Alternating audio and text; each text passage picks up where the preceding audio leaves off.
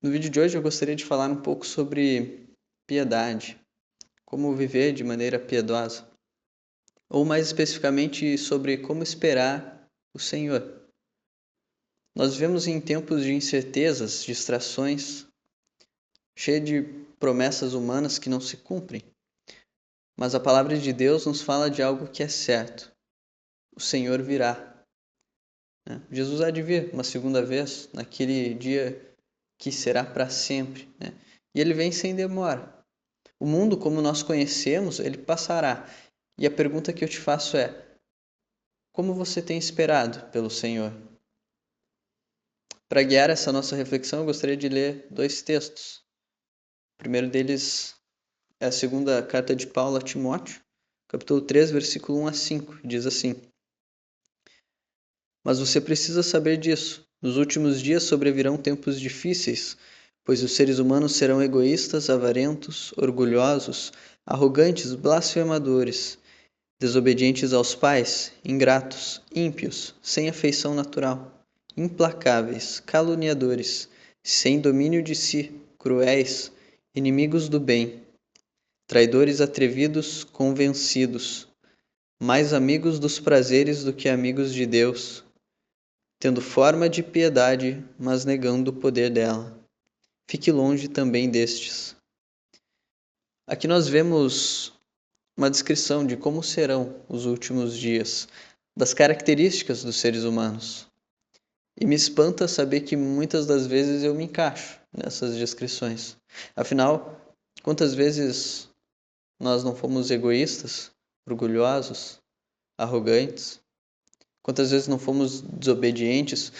Ou então quantas vezes não fomos mais amigos dos prazeres do que amigos de Deus?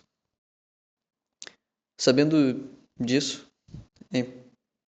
nós pensamos em como podemos viver de uma maneira diferente, ou pelo menos deveríamos pensar de que forma nós podemos esperar a vinda do Senhor. E para isso, para saber de que forma nós podemos fazer isso, eu vou ler o próximo texto, que é a segunda carta de Pedro, capítulo 3, versículo 11 a 18, que diz assim: Uma vez que tudo será assim desfeito, vocês devem ser pessoas que vivem de maneira santa e piedosa, esperando e apressando a vinda do dia de Deus. Por causa desse dia, os céus incendiados serão desfeitos e os elementos se derreterão pelo calor. Nós, porém, segundo a promessa de Deus, esperamos novos céus e nova terra, nos quais habita a justiça.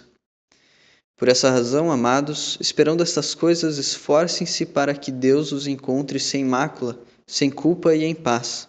E considerem a longanimidade do nosso Senhor como oportunidade de salvação, como também o nosso amado irmão Paulo escreveu a vocês, segundo a sabedoria que lhe foi dada, ao falar a respeito desses assuntos, como, de fato, costumava fazer em todas as suas cartas. Nelas há certas coisas difíceis de entender, que aqueles que não têm instrução e são instáveis deturparão, como também deturparão as demais escrituras, para a própria destruição deles. Portanto, vocês, meus amados, visto que já sabem disso, tenham cuidado, para que não sejam arrastados pelo erro destes insubordinados e caiam da posição segura em que se encontram. Pelo contrário, cresçam na graça e no conhecimento do nosso Senhor e Salvador Jesus Cristo. A Ele seja a glória, tanto agora como no dia eterno.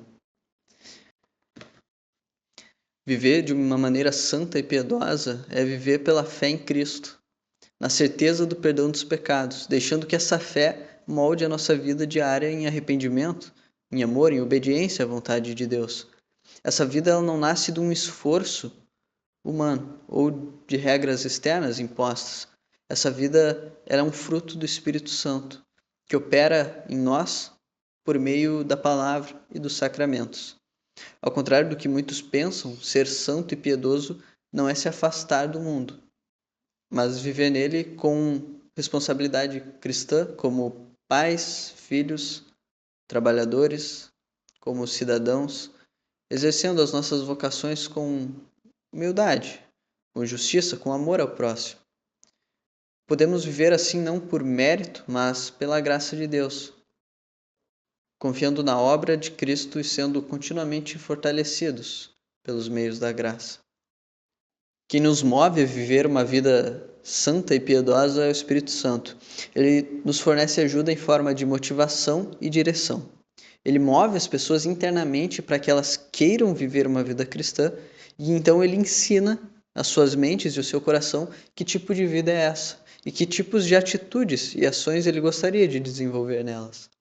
A verdadeira piedade não está em práticas externas ou autoimpostas, mas no temor e amor a Deus, que motiva o cristão a viver segundo os mandamentos. Essa piedade ela é sustentada e fortalecida, como eu já disse antes, pelos meios da graça, que são a palavra, o batismo e a Santa Ceia, e pela constante ação do Espírito Santo na santificação.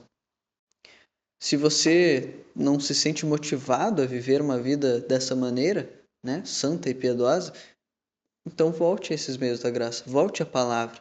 É por meio dela que o Espírito Santo há de agir em você. Se por outro lado você tem feito isso, mas muitas vezes continua se identificando com todos aqueles atributos que nós lemos anteriormente, né?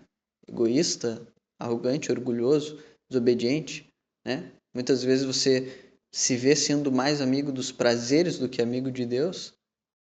Ora, né? Você se sente um pecador. É isso que nós somos. Apegue-se ao perdão de Cristo. Né? Se isso te deixa culpado, desesperado, ansioso, apegue-se no perdão de Cristo. Ele já fez todo o necessário para a tua salvação. Deixe que essa fé molde a sua vida diária em arrependimento, em amor, em obediência à palavra de Deus. Que o Senhor Jesus esteja com você e te guie a ansiar pela sua vinda. A gente se vê no próximo vídeo.